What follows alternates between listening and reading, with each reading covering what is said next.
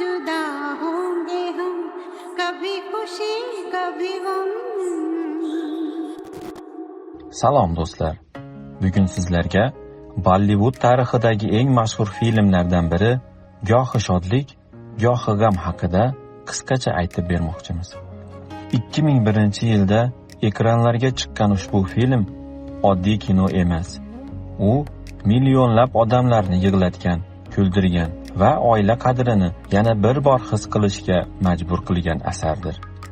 Film rejissyor Karan Johar tomonidan ishlangan bo'lib, unda Shahrukh Xon, Kajol, Amitabh Bachchan, Jaya Bachchan, Hrithik Roshan va Kareena Kapoor kabi yulduzlar ishtirok etgan. Mashhur Suraj Khua Madham qo'shig'i Misr piramidalari oldida suratga olingan. Qo'shiq sahnalari Giza piramidalari atrofida erta tongda tasvirga olingan bo'lib, yorug'lik sharoitining nochorligi sababli suratga olish bir necha kun davom etgan.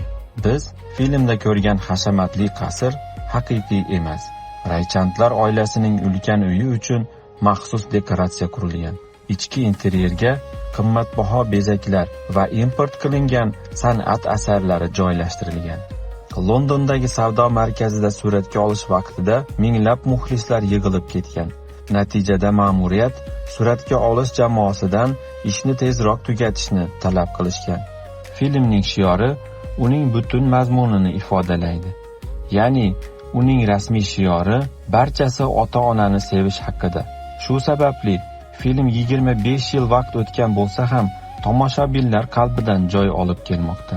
Film voqealari juda boy va nufuzga ega Raychandlar oilasi atrofida kechadi. Oila boshlig'i Yash Raychand qattiqqo'l va an'analarga sodiq inson. Uning katta o'g'li Rahmon esa mehribon va samimiy yigit bo'ladi. Bir kuni Rahmon oddiy oiladan chiqqan Anjalini sevib qoladi. Ammo bu muhabbat otasining rejalariga to'g'ri kelmaydi. Rahmon muhabbatni tanlaydi va otasi tomonidan oiladan chetlashtiriladi. Shundan keyin u Londonga ketib, yangi hayot boshlashga majbur bo'ladi. Yillar o'tib, Rahmonning ukasi Rohan katta bo'ladi. Oilasidagi bu dardli voqeani tiklash uchun akasini topishga qaror qiladi. Ana shu nuqtadan filmning eng ta'sirli qismi boshlanadi. Qiziq fakt shundaki, filmning davomiyligi qariyb 3,5 soat bo'lishiga qaramay, u tomoshabinlarni ekran oldida ushlab tura olgan. O'sha davrda u Hindistonning eng qimmat filmlaridan biri bo'lgan. Filmdagi Suraj Khua Madham qo'shig'i sahnasi Bollivud tarixidagi eng go'zal romantik kadrlardan biri deb hisoblanadi. Yana bir qiziq tomoni, bu obrazi butun boshli pop madaniyati fenomeniga aylangan.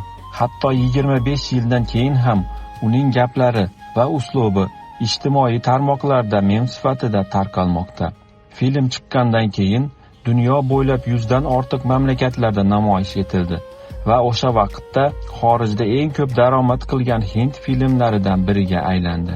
Bugun 25 yil bo'lgan bo'lsa ham, hali ham millionlab muxlislar tomonidan qayta tomosha qilinadi. Ko'pchilik uni Bollivudning eng yaxshi oilaviy filmi deb hisoblaydi. Siz bu filmni necha marotaba ko'rgansiz? Eng ta'sir qilgan sahna qaysi bo'lgan? Izohlarda fikringizni yozib qoldiring. Videoga like bosishni va kanalimizga obuna bo'lishni unutmang.